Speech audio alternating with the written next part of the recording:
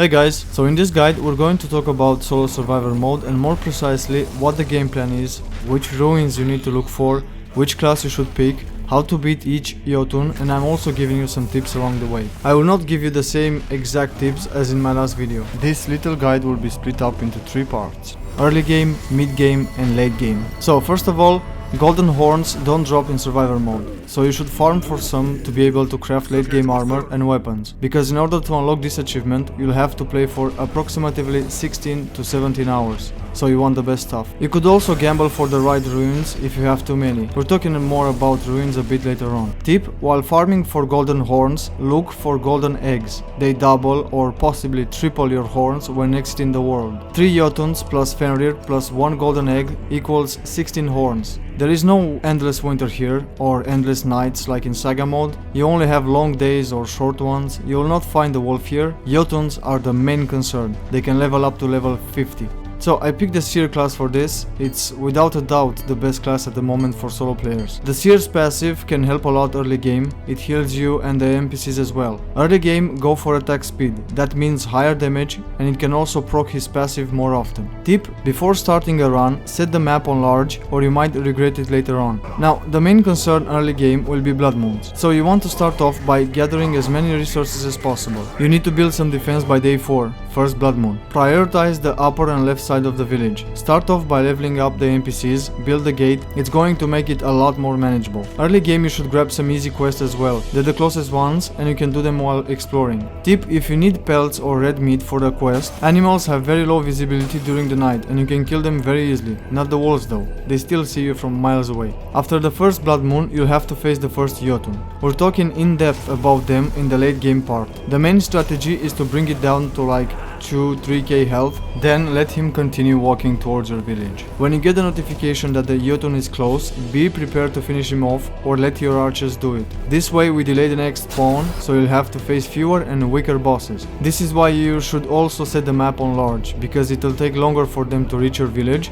The downside is that it'll take longer for you as well to discover biomes and vendors. Start working on the quarry, lumberyard and the farm, in that order by the way, once you have a strong defense, and by that I mean you don't have to be in your village during normal nights. Another tip here: keep the seed above 5k, it'll heal your gates more often. When you have all 3 places of interest up, you're transitioning into mid-game. Here you want to explore as much as possible and start working on getting the resources necessary to build late-game armor and weapons. Tip: when you find an ancient chest, remember that you can farm it again in approximately 10 days. If you pick the Seer class, you should get the Tempered perk so you can explore freely without potions or specific armor sets. While farming, you're looking for ruins that help you deal more damage, specifically Soul Powered, Pumped Up, Weaver or Ire of Thor. I find that these ruins drop more often from witches, but you can find them basically everywhere, from random enemies to level 1 chests. Inevitably, you're going to get lots and lots of arrows. You should refrain from selling them in survival mode. Give them instead to your archers during blood moons, specifically thunder arrows, or use them yourself on late game bosses. Talking about arrows, might want to craft a bow or 2 to avoid getting one-shotted all the time. Careful, you want to be in your village during blood moons. There's a very high chance that the hell things will break one of your gates.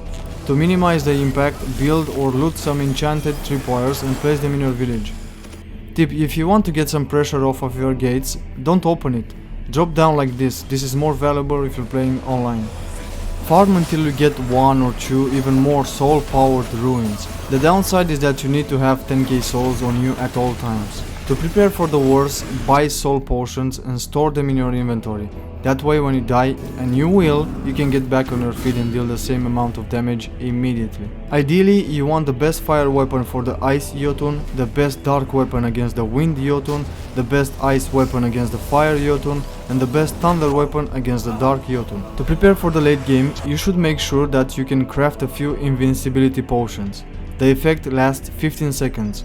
And also find and remember a vendor's location in case you need to sell materials to get 10k souls for damage, in case you die and don't have enough souls left. Close to day 100, when a new boss spawns, you're basically on a clock. You need to teleport until you find it, equip your proper weapons against that specific boss, and dodge every hit. It takes around 2 to 3 days for it to get to your village, and it will take you 1, maybe 2 days to kill him. It depends on your damage output. Tip: there is a spawn pattern on each map. Let's talk about, in my opinion, the easiest boss, the Dark Lady. She spawns with the lowest amount of HP, and she basically has 3 skills. She either spawns health things, which are very easy to kill, or she will try to grab you. You need to dodge that each time because it's a trip back to your village. Alternatively, she will create 3 dark pools. If she catches you inside one of them, you die. So to avoid this, when she crosses her arms, duck underneath her feet. That way you're 100% sure that you leave. Small tip here: when you enter that dark mist, it's actually night. Ruins or skills that only activate during the nighttime will actually activate in her presence. The second boss,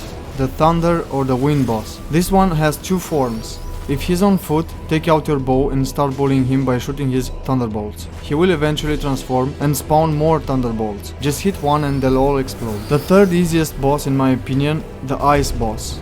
3 attacks. The one that's dangerous is when he throws a big snowball at you, because that thing has auto aim on it. Careful, don't panic dodge. The rest of his attacks are predictable and easy to dodge. The Fire boss is the most difficult one, in my opinion. Not only he's the fastest of them all, but he also spawns with the most HP. At 1 million HP, even the lava that he leaves behind deals a lot of damage. Run away as soon as he raises his arms, because that sword of his is very unpredictable. He can also throw a fireball at you. Don't panic dodge, because it has auto aim on it. Just dodge it when it's about to hit the ground.